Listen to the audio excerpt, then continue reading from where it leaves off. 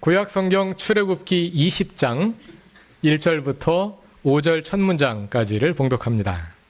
하나님의 말씀을 경청하십시오. 이 모든 말씀은 하나님이 하신 말씀이다. 나는 너희를 이집트 땅 종살이하던 집에서 이끌어낸 주 너희의 하나님이다. 너희는 내 앞에서 다른 신들을 섬기지 못한다. 너희는 너희가 섬기려고 위로 하늘에 있는 것이나 아래로 땅에 있는 것이나 땅 아래 물속에 있는 어떤 것이든지 그 모양을 본떠서 우상을 만들지 못한다. 너희는 그것들에게 절하거나 그것들을 섬기지 못한다. 아멘. 하나님께서 이 말씀을 통하여 우리에게 은혜해 주시기를 원합니다. 출애굽과 광야 생활은 이스라엘이 파라오의 질서에 갇혀있던 노예 상태로부터 벗어나 하나님의 질서로 옮겨가는 과정이었습니다. 하나님의 백성은 하나님의 질서 속에 살아가는 사람입니다. 그럼 하나님의 질서 속에 있는 하나님의 백성은 어떻게 살아야 할까요? 모세가 시내산에 올라가서 하나님으로부터 받은 십계명과 율법은 하나님의 백성이 어떻게 살아야 할지를 보여주는 하나님 백성의 삶의 헌장이라 할 수 있겠습니다. 오늘 설교의 제목을 죄송합니다. 오늘 설교의 제목을 하나님 백성으로 살아가는 법이라고 지었는데요. 법이라는 말은 율법 또는 법률과 같은 사회생활의 규칙을 가리키는 말로 많이 쓰입니다만 그 외에도 방법이나 격식이라는 뜻으로 쓰이기도 하고 본보기나 모범이라는 뜻으로 쓰이기도 합니다. 하나님 백성으로 사는 법이라는 오늘 설교 제목에 들어있는 법은 방법 또는 모범에 가까운 뜻일 것입니다. 우리가 일반적으로 이해하는 의미의 율법, 즉 규칙으로서의 율법, 그 법을 지키느냐 안 지키느냐에 따라서 우리가 의인이 되기도 하고 죄인이 되기도 하는, 그래서 결국 모든 사람을 무거운 죄책감에 빠지게 하는 그 율법은 예수 그리스도의 십자가와 함께 이미 시효가 끝났습니다. 그러나 예수 그리스도의 복음에 비추어 구약의 율법을 다시 이해할 때 율법은 우리에게 삶의 한 본보기가 될 수 있습니다. 그 본보기로서의 율법은 우리를 의인과 죄인으로 나누는 기준이 아니라 우리가 스스로를 하나님과의 관계에서 이해하도록 도와주고 하나님의 주 되심을 우리의 삶에 어떻게 실현해야 할지를 보여주는 본보기로 작용한다고 할 수 있겠습니다. 다시 말해서 우리는 더 이상 율법에 의해 의인이 되거나 죄인이 되지 않습니다. 그러나 그 율법, 특히 율법 가운데서도 최상위법, 헌법이라 할 수 있는 십계명을 잘 들여다보면 거기에서 하나님 백성의 삶의 본보기를 찾을 수 있고 그것을 오늘날 우리 그리스도인들의 삶의 지침으로 삼을 수 있는 것입니다. 최근 프란치스코 교황이 한국을 다녀가면서 개신교회 내에서 천주교를 어떻게 보아야 할 것이냐 하는 이슈가 부각되고 있습니다.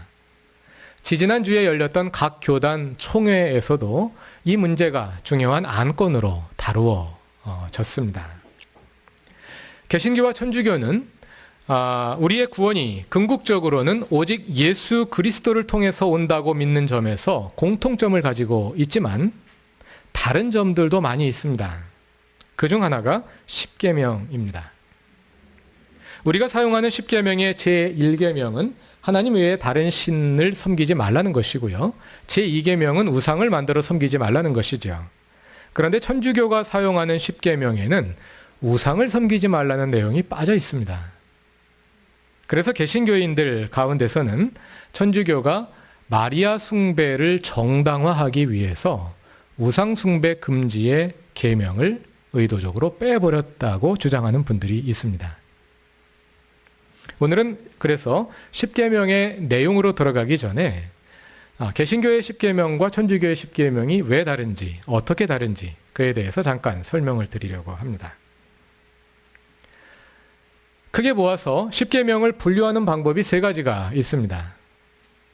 출애굽기 20장과 신명기 5장에 십계명이 기록되어 있는데요. 성경은 이것을 십계명이라고 부릅니다. 십계명으로 번역된 히브리어를 직역하자면 10개의 말씀 이렇게 부릅니다. 출애굽기 34장 28절, 신명기 4장 13절, 10장 4절에 이 10개의 말씀이라는 어구가 나옵니다. 그런데 이름은 10개의 말씀인데 각 본문을 읽어보면 명령의 수가 10개가 넘습니다. 히브리 원문으로 세어보면요 15개 정도가 됩니다. 그래서 정확히 그 15개의 명령 중 어느 것 10개를 가리켜서 십계명으로 하는 것인가 하는 질문이 생겨나게 됩니다. 그러나 가만히 살펴보면 그 가운데 어떤 명령들은 독립된 것이라기보다는 앞에 나오는 다른 명령에 부속된 설명으로서의 명령들이기 때문에 큰 것만 뽑아서 10개로 요약하는 것이 가능합니다. 예를 들어 출애굽기 20장 4절을 다 같이 찾아봅시다. 4절의 명령은 우상을 만들지 말라는 것입니다. 그런데 이어서 5절에 우상에게 절하지 말라, 그리고 섬기지 말라 하는 두 개의 명령이 더 나옵니다. 그런데 우상에게 절하지 말라, 섬기지 말라 하는 명령은 우상을 만들지 말라는 명령과 하나의 단위를 이룬 것으로 볼 수 있겠지요. 이런 방식으로 유대교와 기독교의 성서 해석자들이 십계명을 읽으면서 그것을 나름대로 10개의 계명으로 모아서 이해를 한 것입니다. 그런데 그러다 보면 해석 관점에 따라 10개로 모으는 방식이 달라질 수가 있겠죠. 그래서 그 결과 세 가지의 서로 다른 십계명 분류 방법이 나오게 된 것입니다. 우리가 사용하는 십계명은 예수님보다 20년 전쯤에 태어난 유대교 철학자 필로의 분류를 따르는 것입니다. 필론, 헬라어로는 필론이라고 하고 미국 사람들은 파일로라고 읽기도 합니다. 이 필로의 분류법은 개신교 대부분의 교파들과 동방정교회가 사용하고 있습니다. 그 외에도 다른 분류법이 두 가지가 더 있는데요. 두 번째는 탈무드의 분류법이고 세 번째는 어거스틴의 분류법입니다. 천주교는 어거스틴의 분류법을 따르고요. 개신교 중에서도 루터교는 어거스틴의 분류법을 따르고 있다고 합니다. 어거스틴 또는 아우구스티누스는 주 4세기의 기독교 신학자입니다. 천주교가 생겨나기 직전의 인물이고 개신교와 천주교 신학 모두의 기틀을 놓은 매우 중요한 신학자인데요. 어거스틴의 분류법은 필로의 분류법이 만들어진 후 약 400년 사이에 일어난 사람들의 생각의 변화를 반영하고 있습니다. 우리가 사용하는 십계명, 즉 필로의 분류법을 따르자면 십계명 중 10번째 계명이 무엇인가요? 갑자기 물어보니까 1, 2, 3, 4, 5, 6, 7, 8, 90 이렇게 세려니까 한참 시간이 걸리죠. 출애굽기 20장 17절입니다. 너희 이웃의 집을 탐내지 못한다. 여기서 집은 소유물을 가리키는 총칭이라고 볼 수 있습니다. 다시 말해서 이웃의 소유물을 탐내지 말라는 것입니다. 그리고 나서 17절을 계속 읽어보면 그 소유물의 목록이 나오는 것을 볼 수 있습니다. 17절을 처음부터 다 같이 읽어보겠습니다. 너희 이웃의 집을 탐내지 못한다. 너희 이웃의 아내나 남종이나 여종이나 소나 나귀나 할 것 없이 너희 이웃의 소유는 어느 것도 탐내지 못한다. 너희 이웃의 집을, 너희 이웃의 소유물을 탐내지 못한다. 그리고 나서 소유물의 목록을 열거했는데요. 그 소유물 목록의 1번이 뭡니까? 이웃의 아내이지요. 이웃의 아내가 이웃의 소유물 목록에 들어있는 것입니다. 이것은 구약시대의 사고방식이라 할 수 있습니다. 그리고 주 1세기 필로가 십계명을 분류할 때까지만 해도 이 점에 대해서 큰 문제의식을 가지지 않았습니다. 여전히 그 당시 사람들은 아내를 소유물 가운데 하나로 생각하고 있었던 것입니다. 그러나 그로부터 4세기가 지난 후에 어거스틴은 이 점에 대해서 의문을 가지게 되었습니다. 그래서 필로와는 다른 방식으로 십계명을 분류해야 할 그런 필요가 생겨나게 된 것이죠. 그런데 출애굽기 가지고는 다른 방법으로 어떻게 해결할 방법이 없어요. 출애굽기 본문으로는. 그런데 십계명이 신명기 5장에도 나오는데 신명기 5장 본문으로 읽으면 해결 방법이 나옵니다. 다 같이 신명기 5장 21절을 찾아서 읽어보겠습니다.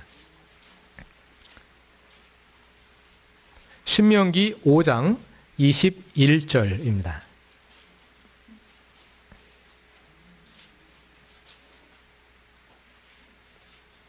다 같이 읽어보겠습니다. 이웃의 아내를 탐내지 못한다. 이웃의 집이나 밭이나 남종이나 여종이나 소나 나귀나 할 것 없이 너희 이웃의 소유는 어떤 것도 탐내지 못한다.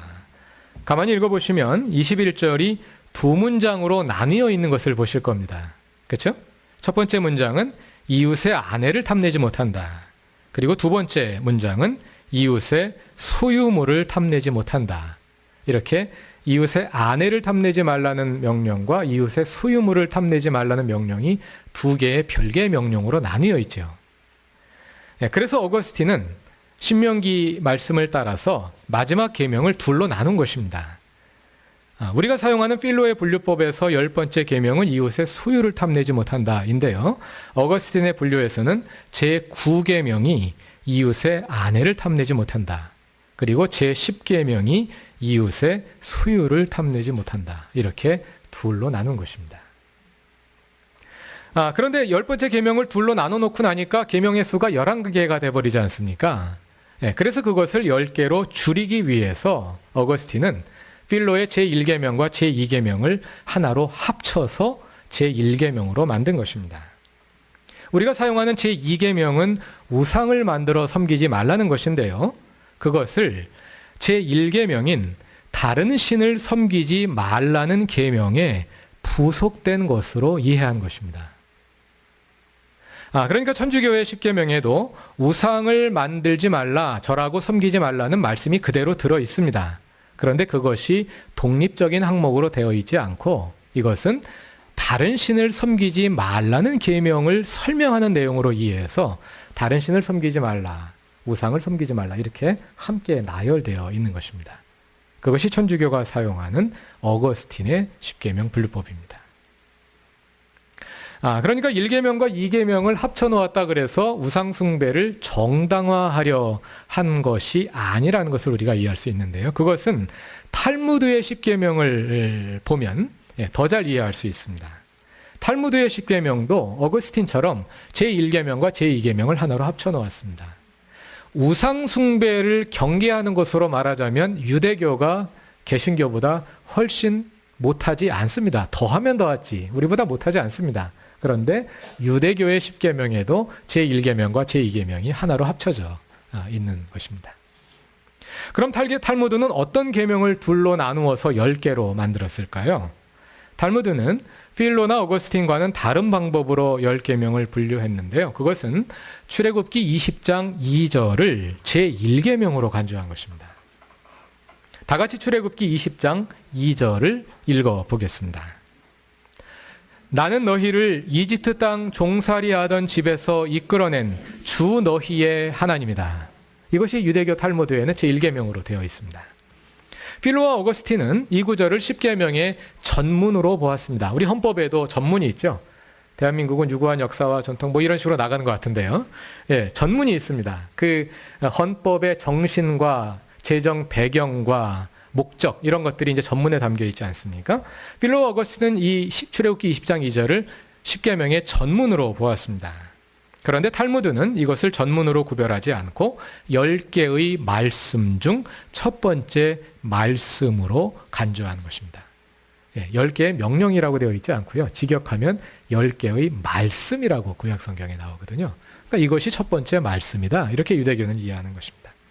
이렇게 함으로써 탈무드는 출애굽기 20장 2절에 더 주목하게 만듭니다. 우리는 기독교의 전통을 따라 이후의 설교에서 이 규절을 10계명의 전문이라고 부르겠습니다만 출애굽기 20장 2절에 어떤 이름을 붙이든 또는 어떻게 분류하든 십계명을 이해함에 있어서 이 전문을 바로 이해하는 것이 매우 중요합니다. 우리가 십계명을 이 전문과 함께 이해하느냐 아니면 그것 없이 이해하느냐에 따라서 십계명과 율법의 의미는 전혀 달라질 수 있기 때문입니다. 나는 너희를 이집트 땅 종살이하던 집에서 이끌어낸 주 너희의 하나님이다. 십계명의 이 전문은 먼저 이스라엘과 하나님의 관계를 분명히 규정합니다. 나는 너희의 하나님이다. 이 말을 바꾸어서 말하면 뭐가 되겠습니까? 너희는 나의 백성이다. 관계를 규정하는 겁니다. 그리고 이 말씀은 하나님께서 이스라엘의 하나님으로서 이미 할 일을 다 하셨음을 보여줍니다. 하나님이 어떤 일을 하셨습니까? 하나님은 이스라엘을 종살이하던 이집트로부터 파라오의 질서로부터 이끌어내셨습니다. 그것은 이스라엘의 힘으로는 전혀 불가능한 일이었습니다. 왜냐하면 파라오의 체제가 너무 강고했기 때문입니다. 그래서 하나님은 당신의 위대한 능력으로 신들의 전쟁을 벌여 파라오를 심판하시고 당신의 백성을 이집트에서 구원해 내셨습니다. 그 과정에서 이스라엘이 한 일은 아무것도 없었습니다. 이러한 하나님의 전적인 구원의 은총 위에 십계명이 세워진 것입니다. 우리가 십계명을 지켜서 율법을 지켜서 하나님에게 도달해 가는 것이 아니라 하나님께서 이미 이스라엘을 구원하셔서 하나님의 백성으로 삼으셨고 우리는 율법을 지키기 전에 이미 하나님의 백성이 된 겁니다. 율법을 지켜서 그 결과로 비로소 하나님의 백성 되는 시험에 합격하는 것이 아니라 율법을 지키기 전에 이미 하나님의 백성이 된 것입니다. 그 하나님의 백성이 그러면 어떻게 살아가야 하느냐, 이것을 보여주는 것이 십계명과 율법이라는 것이죠. 이것은 우리가 출애굽기를 함께 읽기 시작한 후에 반복해서 확인해 온 내용입니다. 출애굽기 1장부터 19장 내용의 전체이기도 합니다. 그 모든 내용이 출애굽기 20장 2절 십계명의 전문에 한마디로 요약되어 있는 것이죠. 이 말씀을 바로 이해할 때 십계명과 율법은 우리에게 일방적으로 강요되는 무거운 짐이 아니라 하나님의 주도하심 가운데 하나님의 백성이 그들의 삶 속에서 하나님의 질서를 세워나가는 지침이자 본보기가 될 수 있습니다. 그리고 이렇게 할 때 우리가 이 땅에서 살아가는 삶은 먼저 우리를 구원하신 하나님의 은혜에 대한 응답으로서의 삶이 되는 것입니다. 이렇게 십계명의 전문을 살펴보았고요. 이어서 3절 말씀, 즉 우리가 사용하는 십계명의 제1계명을 보겠습니다. 제1계명은 전문에 선언된 내용을 재확인하면서 십계명의 핵심으로 제시합니다. 너희는 내 앞에서 다른 신들을 섬기지 못한다. 여기서 다른 신들이란 문법적으로는 이스라엘이 알고 있는 이집트의 모든 신들과 출애굽한 후 경험하게 될 가나안에 그리고 바벨론 포로로 잡혀가서 대하게 될 모든 신들, 더 나아가 해석적으로는 오늘 우리가 알고 있는 모든 신들, 그 모든 신들이 다 포함됩니다. 그러나 한 달 전 설교에서 말씀드린 것처럼 십계명이 처음 선포되던 출애굽의 맥락에서 볼 때 다른 신이란 무엇보다도 파라오입니다. 이스라엘의 삶의 환경 속에서 그리고 그들의 뇌리 속에서 파라오는 이 세상의 정점에서 이 세상을 움직이고 있는 가장 강력한 신이었기 때문입니다. 다른 모든 신들은 그 앞에 밥을 떠줘도 그 밥을 먹지도 못하는, 움직이지 못하는 신들입니다. 저 신화의 세계 속에나 존재하는 신들입니다. 그러나 파라오는 현실 속에서 강력한 힘을 발휘하며 이 세상의 현실을 실제로 쥐고 움직이고 있는 가장 강력한 신이 바로 파라오입니다. 내 앞에 다른 신들을 내게 있게 하지 말지니라. 파라오가 아니라 하나님을 섬겨라. 이런 뜻입니다. 우리는 보통 제1계명과 관련지어서 다른 종교의 신들을 떠올리지요. 그렇다면 제1계명은 대부분의 그리스도인들에게는 지키기 쉬운 계명이 될 것입니다. 혹시 여러분 가운데 주일 오전 예배 드린 후에 오후에는 절에 가서 예불을 드리는 분 있습니까? 아니면 주일 예배 드린 다음에 어디 무당을 찾아가서 국거리를 한번 또 하고 돌아가는 분 있습니까? 그래서 이제 두 종교의 보험을 들어놓는 거죠. 보험 많을수록 좋으니까. 물론 직업에 따라서는 여전히 이런 갈등을 겪어야 하는 분들이 있습니다. 그렇죠? 건축을 한 다음에 굿을 지난다든지 아니면 가게 문을 연 다음에 굿을 한다든지 이런 문화가 우리 가운데 너무 익숙하다 보니까 직업에 따라서는 여전히 이런 갈등을 겪어야 하는 분들이 있습니다만 그러나 직업상 우리 대부분들은 그런 갈등조차 겪지 않으면서 살아가고 있단 말이죠. 그렇게 볼 때 제1계명은 아주 지키기 쉬운 그냥 시군죽 먹기 같은 그런 계명이 되어버릴 수 있는 것이죠.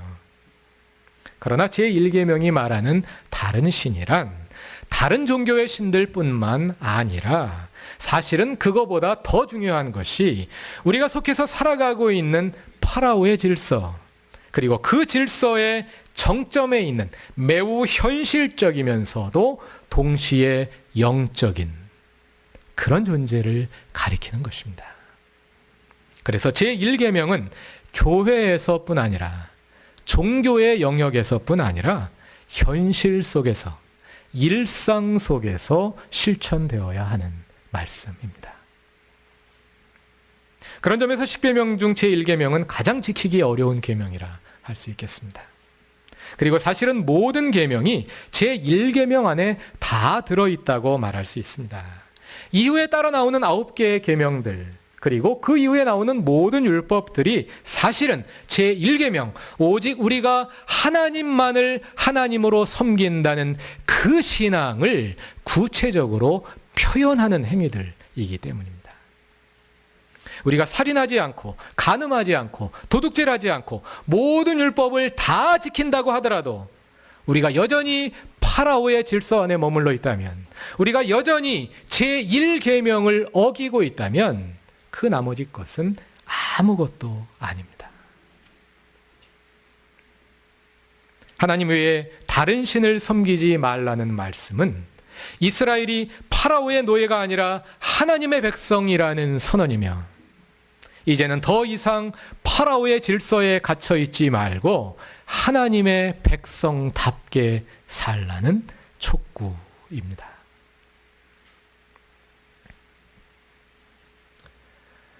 이렇게 율법은 본래 하나님의 백성의 삶의 본보기로서 구원받은 하나님의 백성이 사는 법으로 주어진 것입니다. 그러나 시간이 지나면서 율법은 해방된 백성의 삶의 지침으로서의 본래의 모습을 잃어버리고 어느새 오히려 사람들을 가두고 짓누르며 차별하는 사슬로 변질되어 버리고 말았습니다. 그래서 예수께서 오신 것입니다. 예수님은 우리를 율법의 정죄로부터 해방하셨습니다. 다시 해방하셨습니다. 로마서 8장 1절과 2절에서 사도 바울은 이렇게 선언합니다. 그러므로 예수 그리스도 안에 있는, 그리스도 예수 안에 있는 사람들은 정죄를 받지 않습니다. 그것은 그리스도 예수 안에서 생명을 누리게 하는 생명의 성령의 법이 당신을 죄와 죽음의 법에서 해방하여 주었기 때문입니다. 그에 앞서 로마서 6장에서 바울은 이렇게 권면합니다. 우리는 이미 죄의 권세에서 해방되어 새 사람이 되었으니, 다시 말해서 우리는 이미 죄에서 해방되어 의의 백성이 되었으니 이제는 더 이상 죄의 지배 아래 있는 사람처럼 살지 말고 하나님의 자녀답게 사십시오. 로마서 6장 21절에서 바울은 이렇게 말합니다. 이제 여러분은 죄에서 해방을 받고 하나님의 종이 되어서 거룩함에 이르는 삶의 열매를 맺고 있습니다. 그 마지막은 영생입니다. 가만히 읽어보면 바울의 선언은 어떤 점에서 10계명의 선언을 재확인하는 것입니다. 10계명의 전문과 제1계명이 말하는 것이 무엇입니까? 너희는 이집트의 파라오의 질서로부터 해방되어 하나님의 백성이 되었다. 그러므로 오직 하나님만 섬겨라. 이것이 출애굽기의 전문과 제1계명이죠. 바울이 말하는 것은 무엇입니까? 너희는 죄의 지배로부터 해방되어 하나님의 자녀가 되었다. 그러므로 오직 하나님만 섬겨라. 같은 메시지가 반복되고 있는 것입니다. 문제는 본래 이집트에서 해방된 이스라엘 백성을 위한 자유의 헌장으로 선포되었던 율법이 나중에는 오히려 사람들을 얽매는 억압의 기제가 되었고, 그래서 예수께서 우리를 그 율법의 굴레로부터 다시 해방하시고 진정한 자유를 허락하셔야만 했던 것입니다. 그런데 오늘 한국교회의 모습을 돌아보면 예수 그리스도의 복음이 어느새 하나의 교리로 축소되고 오히려 성도들을 죄책감에 가두는 또 하나의 율법으로 작용하고 있는 것을 볼 수 있습니다. 그래서 생명의 성령의 법이 우리를 죄와 사망의 법에서 해방하는 그 복음의 역사가 우리 가운데 다시 요청되고 있습니다. 사실은 이러한 일이 처음이 아닙니다. 교회 역사를 돌아보면 이러한 일들이 계속 반복되어 온 것을 볼 수 있습니다. 천주교가 엄청난 부와 막강한 권력을 가지고 지배 종교가 되었을 때 종교개혁이 일어나 그것을 바로 잡은 것은 그 많은 사례들 가운데 하나일 뿐입니다. 그 전과 후에도 계속되어 온 교회를 새롭게 하려는, 다시 새롭게 하려는 많은 움직임들은 복음의 생명력을 회복하여 그 복음의 자유를 회복하여 다시 드러내려는 시도였다고 할 수 있습니다. 교회는 항상 개혁되어야 한다. 마틴 루터의 모토가 교회사를 통해 반복되어 실천되어 온 것입니다. 그러나 개혁되어야 할 것은 교회만이 아닙니다. 교회 공동체와 기구가 개혁될 뿐 아니라 교회를 이루는 지체들인 우리 한 사람 한 사람이 개혁되어야 합니다. 다시 말해서 내가 새로워져야 합니다. 그런데 그 개혁은 율법이 아니라 복음이어야 합니다. 그것은 십계명의 전문이 선언하듯이 이스라엘을 파라오의 질서로부터 이끌어내신 하나님, 우리를 죄의 권세로부터 해방하신 그 하나님으로부터 시작되어야 합니다. 그리고 궁극적으로는 십계명의 제1계명이 말하듯이 오직 하나님이 우리의 하나님이 되시게 함으로, 즉 우리의 삶에 하나님의 이끄심이, 하나님의 다스리심이 온전히 이루어지게 하시는 그것으로 나아가야 할 것입니다. 그것은 하나님과 나의 관계를 끊임없이 재확인하는 것으로 이어져야 합니다. 내가 오늘 그리고 지금 하나님께 이끌리고 있는지 늘 스스로를 확인해야 합니다. 그래서 저는 오늘도 이 말씀을 반복합니다.